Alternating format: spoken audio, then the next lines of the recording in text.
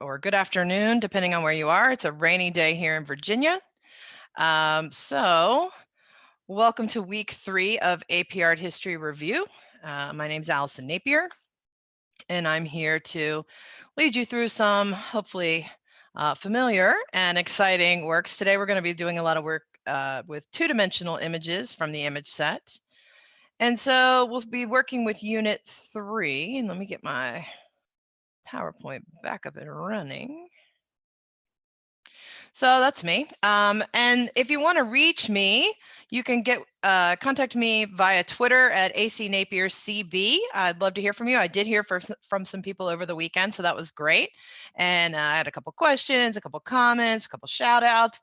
So it's always good to hear from you guys. So please feel free to shoot me a tweet if you have time, or just, want to say, hey. So Jack, my 10-week-old puppy, the pandemic puppy as I call him, worked very, very hard on your PowerPoint. You can see him here hard at work again.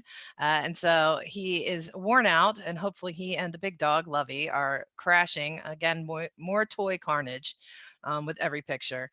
So we're going to hope that Jack stays quiet, fingers crossed, as we work with two-dimensional works of the medieval period. And I specifically kind of focused on the medieval period out of Unit 3 because there's actually a lot of 2D works in a variety of media. And I think that it's something we can really kind of embrace when we talk about this whole idea of explaining why and how tradition and change get demonstrated.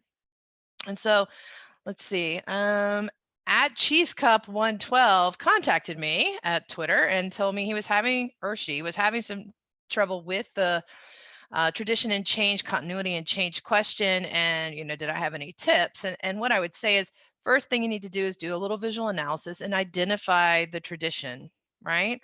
Because you can't even tell if it changes if you're not sure what your baseline of tradition is and how much you're gravitating away from it or adhering to it.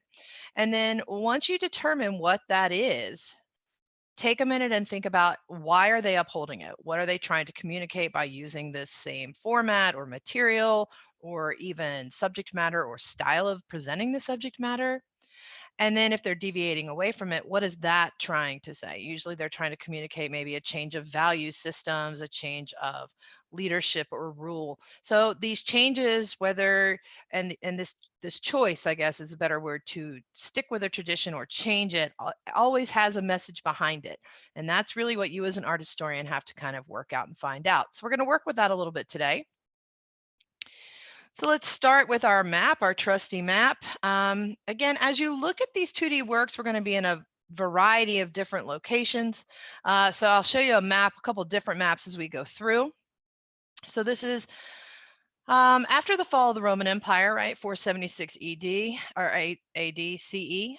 We focus our attention in this map really on the eastern portion of what scholars call Byzantium. They did not call themselves that, though. They thought of themselves as Roman. So we're looking over here in the Byzantine area of things. And our first work we're going to look at is this illuminated manuscript from the Vienna Genesis. So an early Christian illuminated manuscript. And first of all, let's just talk about the change to a manuscript or a codex with different pages or folios. This is a big change in format because the Greeks and the Romans used scrolls.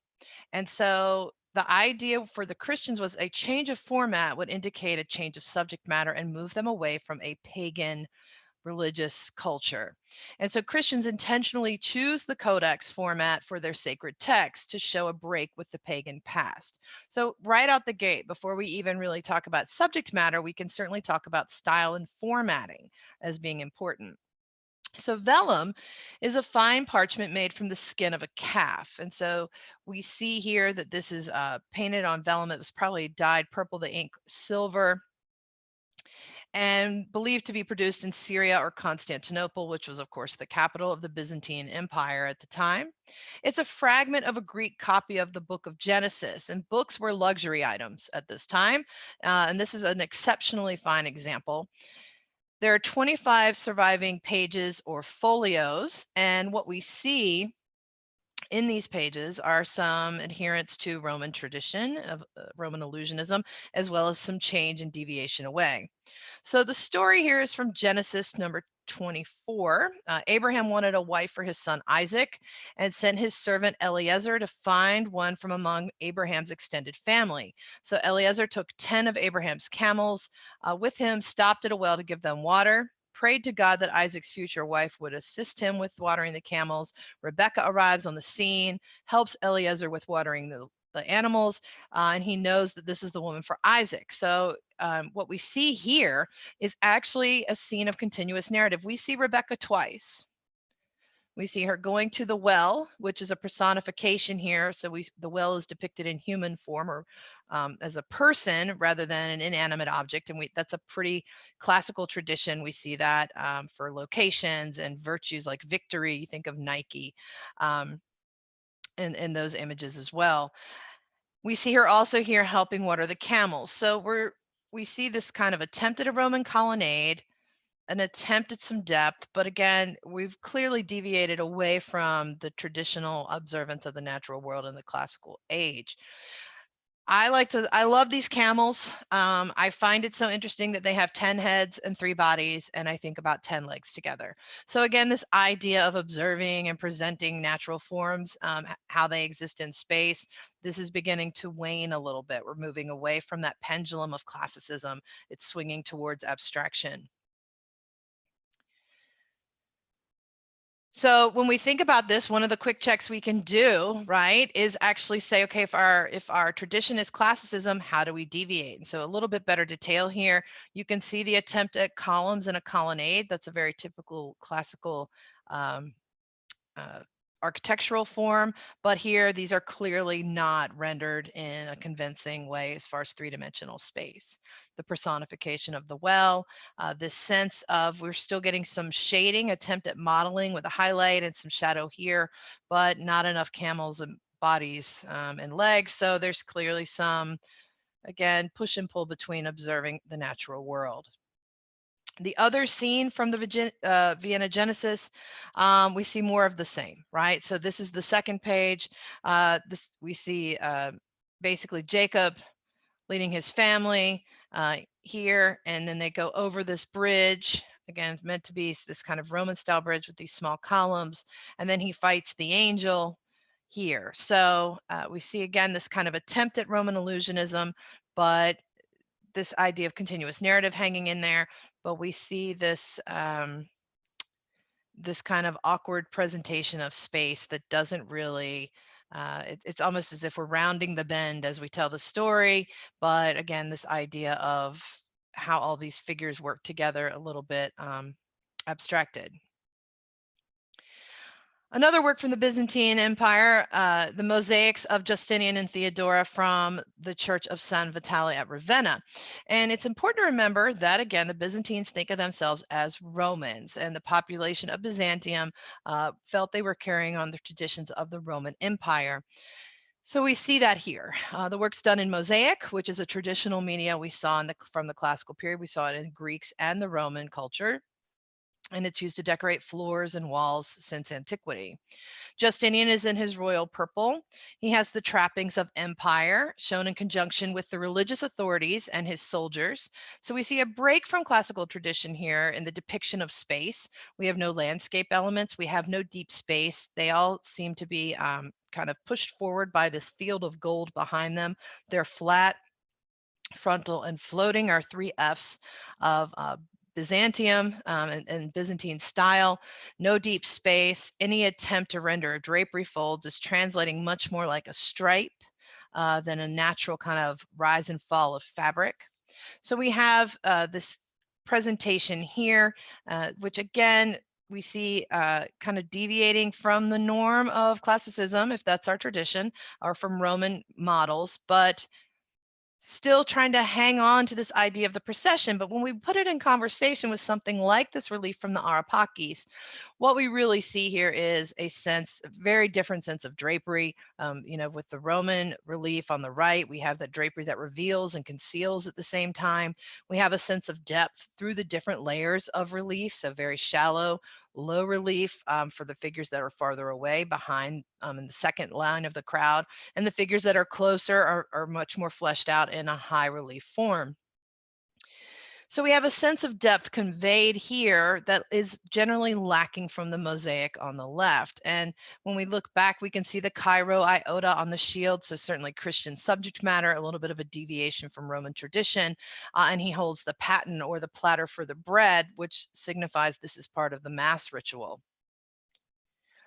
Across from him on the other wall, on the opposite wall, we have the same issues with Theodora, although the fact that she has some architectural elements here makes her seem a little bit more like she exists in a real space, maybe a slightly different sense of space. This is intentional. She is actually meant to be depicted waiting outside in the narthex. You see her attendant pulling the curtain back. She would enter the sanctuary after Justinian. So you see this sense of, again, the kind of royal pecking order. She's in her imperial purple.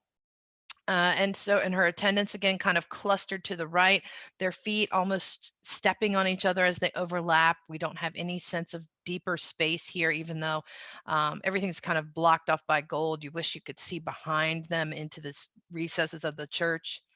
We also have some perspectival issues with the fountain in the foreground. I think that's one of the easiest ways to see how we have some deviation from that one-point perspective we're so used to in classically or traditionally inspired or Roman works.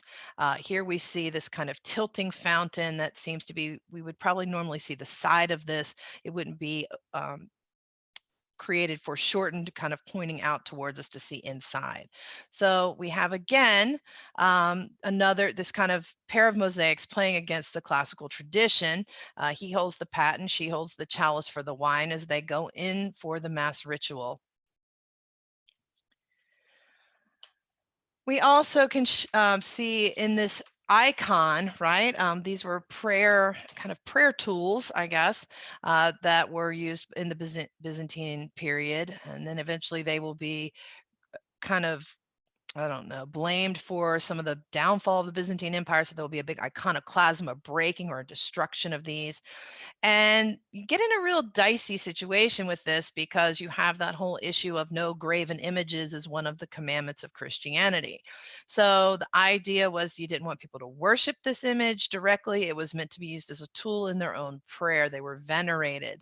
We see another old medium encaustic, which is a wax-based paint on board. And something new we're seeing here is really this image of the Virgin Mary as something called the Theotokos, the throne of wisdom. She is the throne upon which Christ sits. We have another, we'll see this again in the western part of Europe, but for right now, the Greek word for this would be Theotokos. She's also flanked on either side by interceding saints. If we're looking at a Byzantine tradition, our shallow space and gold background continues. Mary holding the Christ child, as well as the depiction of the saints interceding on the worshippers' behalf, would have been something that would have been kind of new and working its way into the faith. We have frontal figures that seem to kind of float. They don't have a lot of weight to them.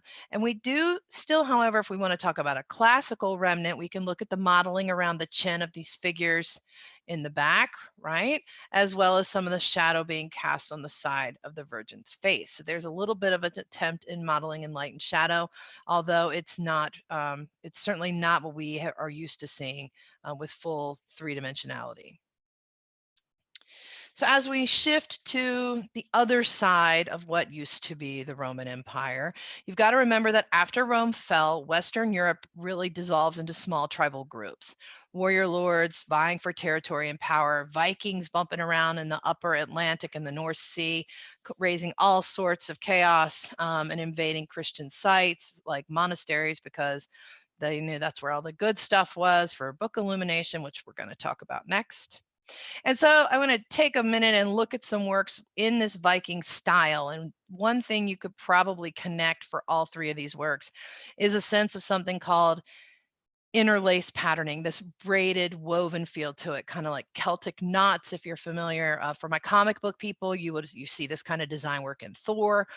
For my Tolkien people, you think about Elvish and Lord of the Rings and the elf culture. So this is an old kind of Celtic, Nordic, Viking feel, this animal interlace style, very common on their prestige ornaments, as well as the elements of their ships. And what we see is a merging of these. We talked about hybridity a couple weeks ago. We see a merging of this animal interlace style with Christian subject matter. And so we take the Christian subject matter as these groups begin to convert to the new religion. Their stylistic aesthetics begin to mix in as they move away from their old gods to adopt this new Christian God. So the hybridity of that Viking pagan style and Christianity is really pronounced in the Lindisfarne Gospels. The style sometimes referred to insular because these books were produced in monasteries which were removed from the greater population, as well as the actual geography in which they were produced, which was an island, these kind of island regions of the United Kingdom. So we have this sense of this interlace. Again, we can see this large carpet page, which looks like a large carpet, which would have been coming out of the east at the time, but all of these serpentine tendrils weaving and interweaving back and forth, some animal elements in there as well. And these are presumed, the Lindisfarne Gospels, presumed to be the work of a monk named Eadfrith, who was the bishop of Lindisfarne and became the bishop in 698, dies in 721. And it's a book of Gospels. So Matthew, Mark, Luke, and John, the first 4 books of the New Testament. And they were originally encased in a leather binding covered with jewels and metals. You can see here that this form of the carpet page, this combining of that animal interlace with the Christian symbol can also be seen in things like the high crosses around the British Isles, which are unique medieval traditions in Ireland and Britain, as well as some of the Pictish stones in Scotland have this kind of work. Illuminated manuscripts were produced in scriptoria or a scriptorium, and these were done in the monastery at Lindisfarne. It took about 10 years to create this book. The pages are vellum, and it probably required the skin of about 150 animals, calves. Some of the colors were obtained from local sources, others imported from the Mediterranean. Rare pigments like lapis lazuli would have come from the east, even the Himalayan region. Gold only for a couple small details, and they would bind the colors with egg white and fish glue in some places. And so the next page we see is not in the image set. You've got actually St. Luke's page, which we'll look at in a minute. This is the page of St. Matthew. But I think it's important to show this one because this is often what's in like the Gardner text. So I show you both just so you kind of get a sense of continuity and change among the pages, as well as kind of, playing a little bit to the textbooks that you may be working with. This manuscript was used for ceremonial purposes to promote and celebrate the Christian religion and the Word of God. And so their techniques are reminiscent. We see here them both seated. We see the use of Greek and Latin text speaking to classical tradition. And we see, if we compare these to something called the seated philosopher pose coming out of Roman sarcophagus tradition, that this is basically these author portraits of Matthew and Luke are based on Roman models. The 4 evangelists are represented with their own symbols. Matthew was the man representing the human Christ. Mark the lion symbolizing the triumphant Christ of the resurrection. Luke was the calf symbolizing the sacrificial victim of the crucifixion. And John is the eagle symbolizing Christ's second coming. In the portraits, Matthew, Mark, and Luke are shown riding, and the evangelists represent the dual nature of Christ. Mark and John shown as young men, so we don't have those images in this presentation, but Matthew and Luke, this older bearded figure representing Christ's mortal nature that would come, that we think about with the crucifixion and his death. The opening words of the gospel, the incipit pages, are very highly decorated as well. And these would accompany the portraits before the books of the Bible. We were talking, when we look at these, a lot, that Viking interlace pattern really screaming at us, kind of really playing up to that, more so maybe than what we see here in the author portraits. We see interlaced birds and beasts, decorative dots, all sorts of pigment used. When we look at these portraits, the author portraits, what do we notice? Again, this deviation from that observation of the natural world. We have perspectival issues on this bench for Matthew. The bodies look a little bit more like they're Michelin men tire figures, right? This drapery does not reveal the arm. The folds don't fall naturally. We have this kind of patterned stripe that seems to be reading it, or meant to be read as wrinkles in fabric. With the incipit pages, again, these zoomorphic patterns that we see, the use of animal and interlaced bird patterns throughout the book, as extensively on these incipit pages. And here's Matthew's. I love this one because you get this sense, I almost think this looks almost like a little bit like the Loch Ness Monster sometimes, like a cute Nessie. But you see all of the pinwheels and the interlace, all of that Viking history coming to fruition in these incipit works.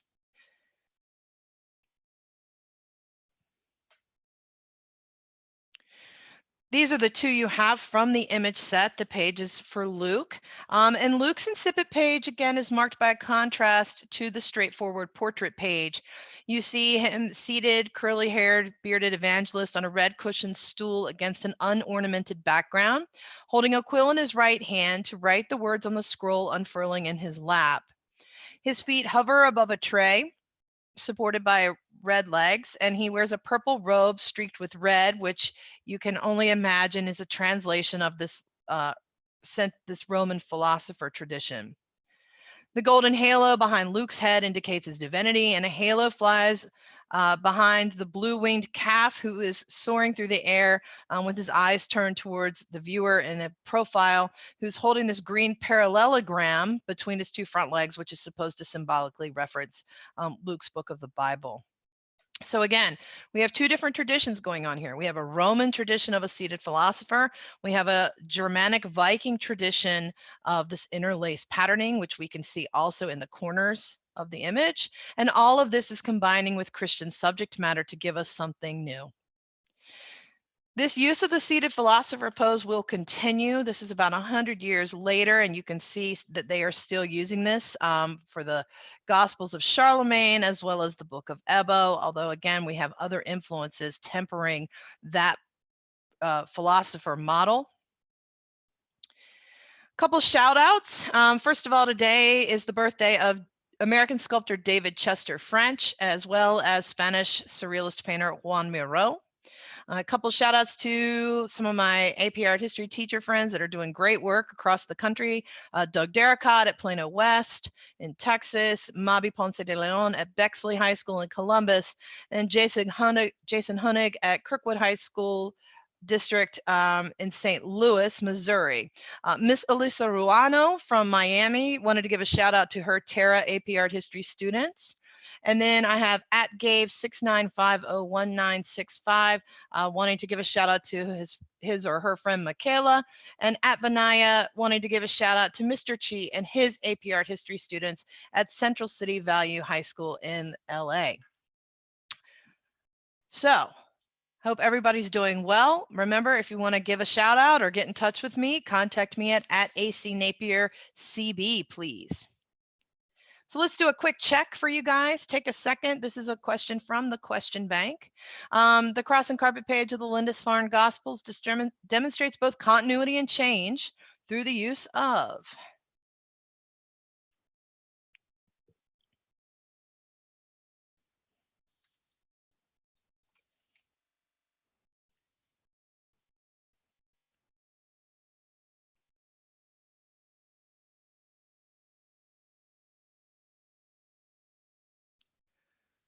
Okay, and so hopefully you picked A, right? They're using the indigenous styles as Viking warlord styles, and then mixing it with new religious content to give us something different in these Hiberno-Saxon texts. As we transition to the later Middle Ages, you're kind of seeing modern European states trying to form. You see the Byzantine Empire still hanging tough down here on the right, and then you also see the Muslim dominions growing on the left.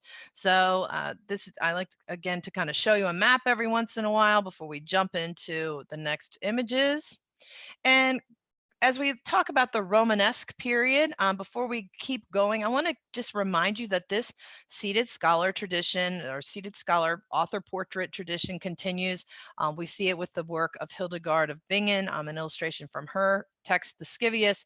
And we talked about a couple weeks ago, Sor Juana Inés de la Cruz using a very similar pose for her portrait in the Americas. So this style, this format will even cross the Atlantic and be influential there. As we turn our attention to the Bayeaux Tapestry, this is an example of a secular work from the Romanesque period, and it deals with the Norman conquest of England, William, Duke of Normandy, Harold of Wessex, who will become the King of England. It all culminates in the Battle of Hastings. And you can see that this embroidered cloth, not really a woven tapestry, but actually embroidered or sewn fabric, 230 feet long and 20 inches tall. And so the cloth has some 70 scenes, a lot of them with Latin titles, embroidered on linen with colored woolen yarns.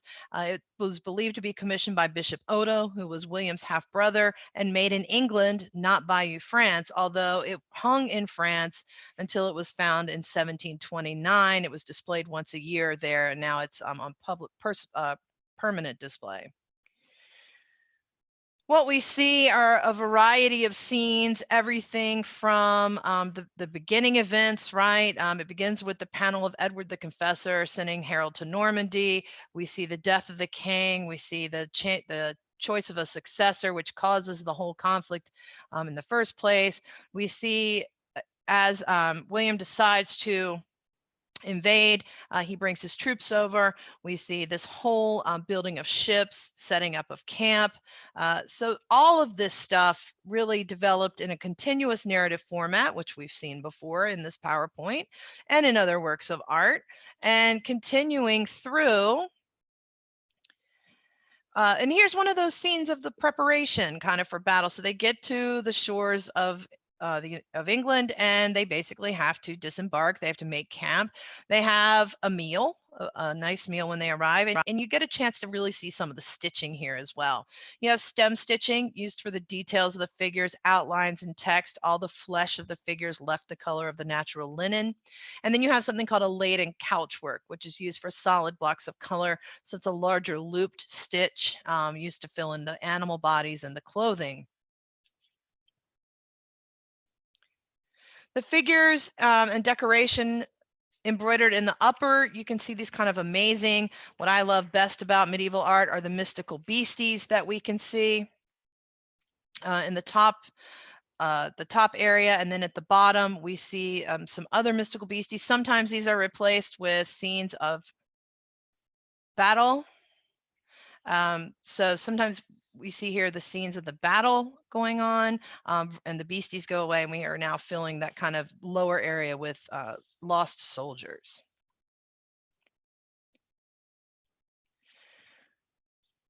If we think about the Romanesque work, and Romanesque meaning Roman-like, it's very similar in many ways to the Column of Trajan. In that way, kind of is the most Roman-like of all the Romanesque works. So one thing I want you to think about is, how is that? Why is that so similar? So take a minute and check this question out from your question bank.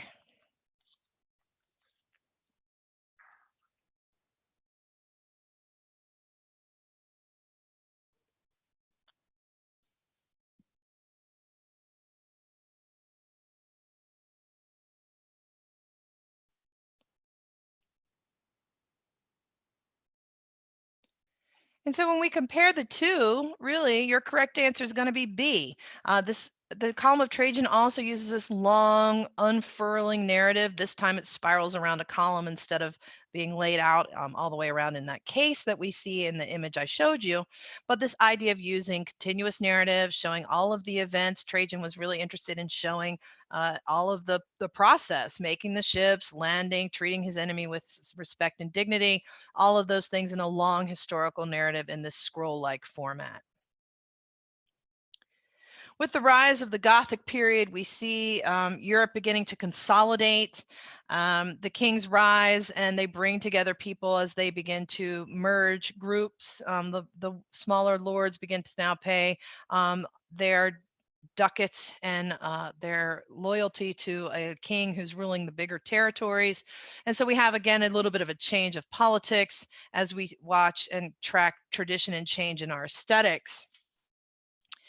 One of the new innovations of the Gothic period was stained glass, which you can see here, the image of Notre Dame de la Belle Verrière, and please forgive my French, from Chartres Cathedral. And stained glass is possible because of new innovations in the churches. Pointed arches, ribbed vaulting, flying buttresses allow for the weight to come off the walls, and so now we can open them up and put stained glass in. Now, why stained glass? Well, if you think about the Middle Ages, it was kind of an earth tone period, as I always think of it. You're wearing natural fabrics. Only very wealthy people can afford rich, kind of luxurious fabrics and colorful dyes.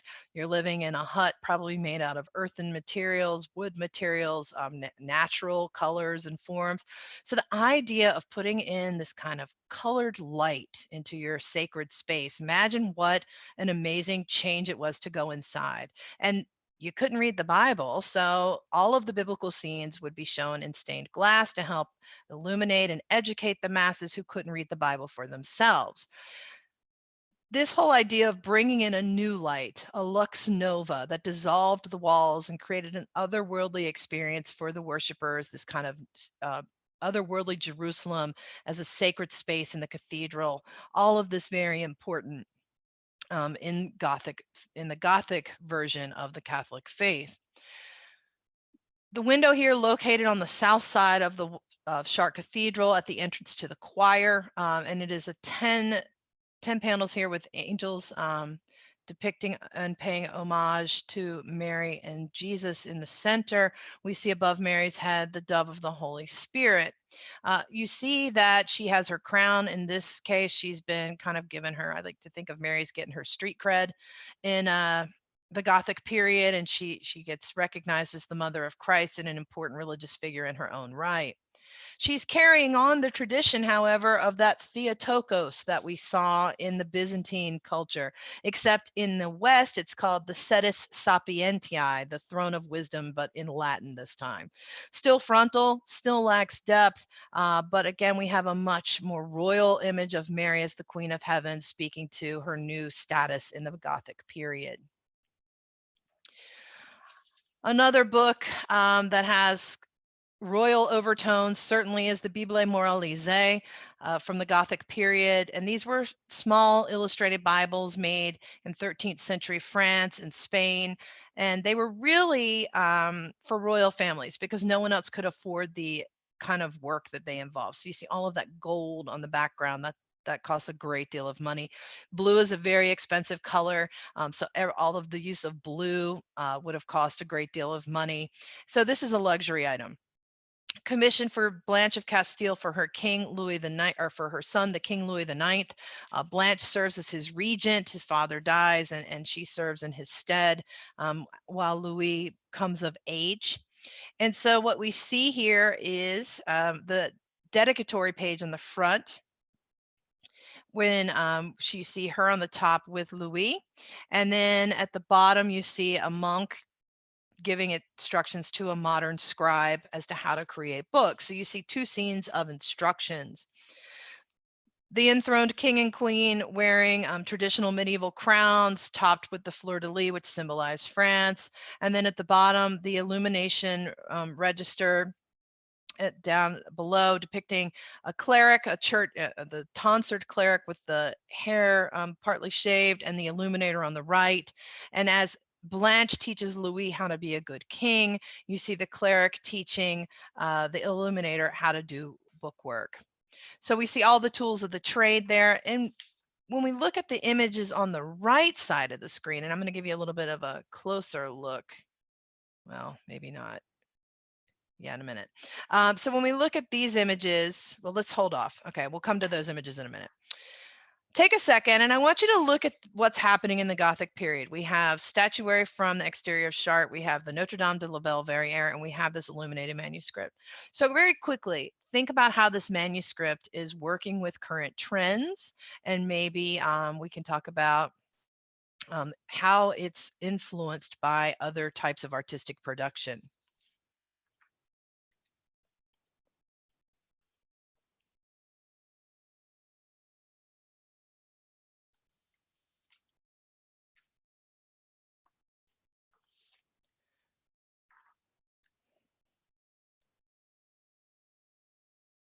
So one thing I think you could clearly make a connection are these architectural canopies we see here. They're flattened out and being applied over here in these trefoil lobed arches.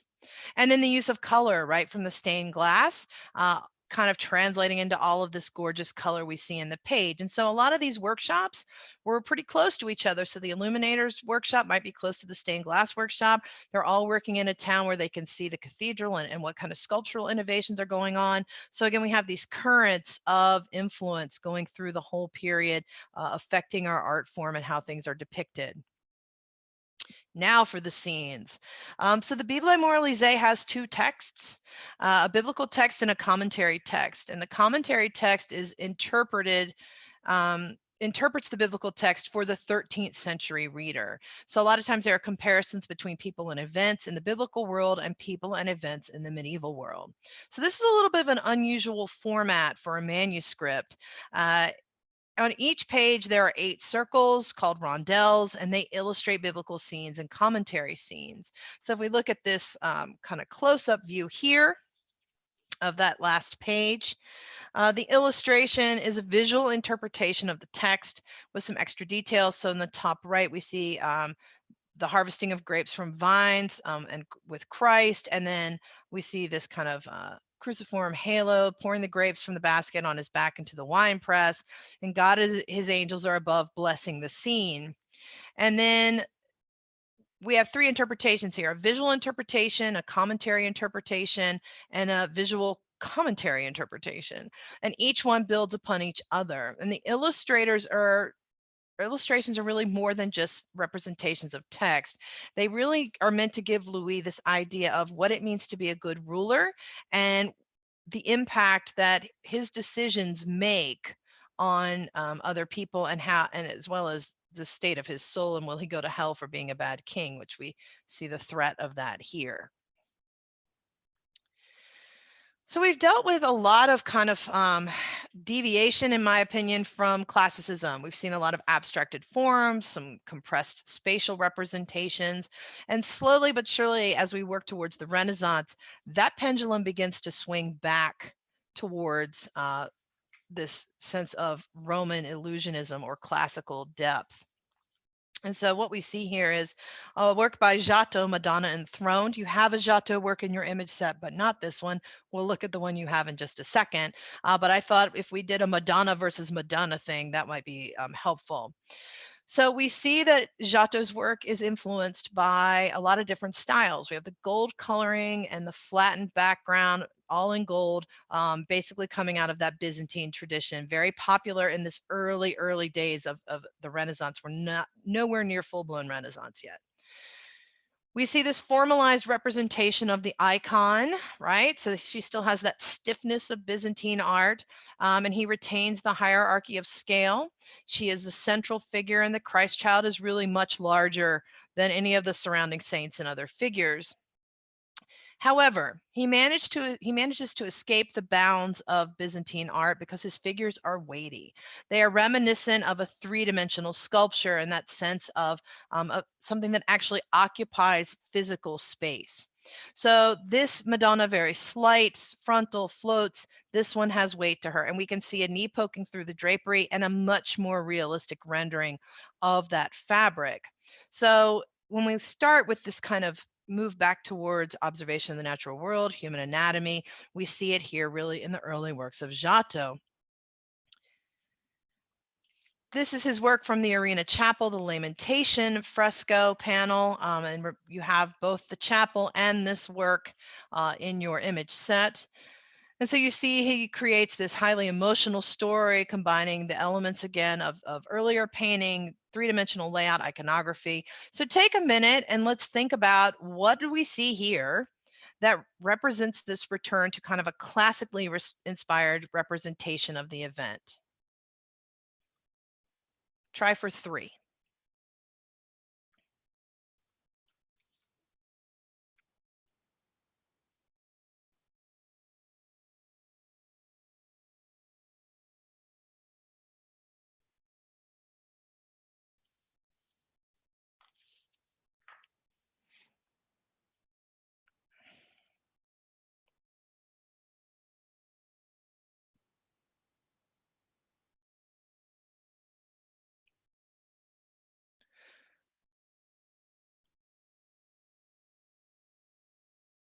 So here are a couple ideas. We have modeling in light and shadow, or chiaroscuro, this early kind of swing back towards realistic drapery folds, shading on the face to create realistic facial features. We have foreshortening, the adjustment of proportions to show logical recession into space. Landscape is back. Blue sky is back. It's still kind of a Charlie Brown Christmas tree thing, right? But nonetheless, it's not cut off space with just gold background that doesn't allow us to enter any deeper. And the emotionalism of these individualized figures, also something that again indicates a swing in the other direction, away from that kind of cool frontal abstraction of the Middle Ages. Another work from the late medieval period is the Jewish text produced in Spain, the Golden Haggadah, a book used in Jewish households for Passover on Passover Eve. And it means literally narration, the golden narration. This is read at the ritual meal called the Seder. And what we see here, again, at this kind of late medieval period, is gold backgrounds, slight figures, not a lot of three-dimensional modeling, drapery kind of miscommunicated as stripes. So we have a whole medieval tradition that we have established through these works that responds against a classical tradition. And as we watch the pendulum swing back towards classicism, we can start talking again about how the Renaissance works are responding to the Middle Ages, and how are they bringing back other traditions, and why the change. What's happening in the culture, why all of a sudden man and science and humanism become important again. And before we go, a couple real quick cross-cultural comparisons, since these are not technically on the AP exam, but they are from the same time period, and they would make a beautiful comparison if this was a normal kind of AP exam year. So we can talk about works from Unit 7, the Quran folio, so the sacred text of the Islamic faith. We've been seeing works of the sacred texts of the Christian faith. We also have secular texts like Bahram Gur Fights the Karg from the Shahnameh, and that can be compared to our Bayeaux Tapestry, with this idea of these two-dimensional works that are secular and speak to the history of kings. We can also talk about works from Unit 8, Travelers Among Mountains and Streams, a scroll painting, vertical scroll versus the horizontal scroll we see of the night attack on the Sanjo Palace. So if this were a regular AP year, these might also be really nice comparisons to make to some of our two-dimensional works. Now, you might be saying, well, why didn't she talk about the Codex Mendoza? Technically, it's not in this time period I was looking at, from the fall of the Roman Empire to early 1300s. So that text comes later, but offers yet another awesome way to think about tradition and change with some of the indigenous American traditions, and how are those represented in that codex format. So some things to consider. Art and architecture, any art form responds to what comes before it. It either rejects it, and it has certain reasons for doing that, to establish a Christian worldview and turn your back on a pagan worldview. If we're talking about the Middle Ages, that's a major one that we're talking about there. Or it embraces these traditions, like the seated philosopher pose, to give the gospel writers maybe a little bit of an elevated presentation. So there's all sorts of works we can talk about that embrace and reject tradition, and then we have senses of continuity and change. We can talk about Hiberno-Saxon works with that Nordic tradition or that Celtic tradition mixing with that Christian subject matter. So a work of art can reject or change some traditions and continue to embrace others. And so those author portraits from the Lindisfarne Gospels, embracing that Roman seated philosopher tradition, as well as the Viking traditions of that Interlace style, but turning its back on Roman classical illusionism. So there's a lot of different nuances that you can work through. Homework review, John left you with the Aztec Templo Mayor and asked you to kind of think about that in consideration with some of the spaces he talked about on Friday. So of course we have two different religions and worldviews. This is a pyramidal structure. A lot of the structures we looked at on Friday were basilica forms, cruciform shapes, so complete different floor plan shapes. Both involve a blood sacrament, one literally with blood sacrifice here and one symbolically with the Mass. We can talk about the ritual burying of the Templo Mayor. It doesn't, there's all sorts of ways to kind of address the different layers. And then both were for communal worship, although for the Templo Mayor, you were outside, and the Christian spaces wanted them to be large enough for everyone to be inside. And then let me leave you with your AP exam practice question for today. We're going to go back to the dedication page of Blanche of Castile and King Louis IX from the Bible Moralisée. I want you to describe the function of the text, describe at least one visual characteristic of this page, the folio in this image, not the other images. Use specific visual evidence to explain two ways the work was influenced by other traditions in other media. And then using specific evidence, explain how the subject matter of the page is important for understanding the significance of this whole work. Wednesday is Earth Day. So we have our 50th anniversary of Earth Day coming up. And what I'm wondering is, how are you going to celebrate? We're all home. Maybe you can go out and plant some stuff in your yard, or maybe there's some sort of interesting podcast you can watch on environmentalism or what is Earth Day. Maybe just learn a little bit more about Earth Day. So if you want to tweet me at @ACNapierCB, I'd love to hear from you. Jack and Levy say signing off, I guess, soon. They love to get your Twitter pics, and I got some great cat pics the other day, so keep on sending them. They have an Instagram hashtag if you want to see what their shenanigans are up to. If you're having a problem with tech, get in touch, cb.org/tech, so we can get you the help you need. Thanks for today. My name is Allison Napier, and I am signing off. And remember to please stay healthy, art historians. I'll see you on Wednesday.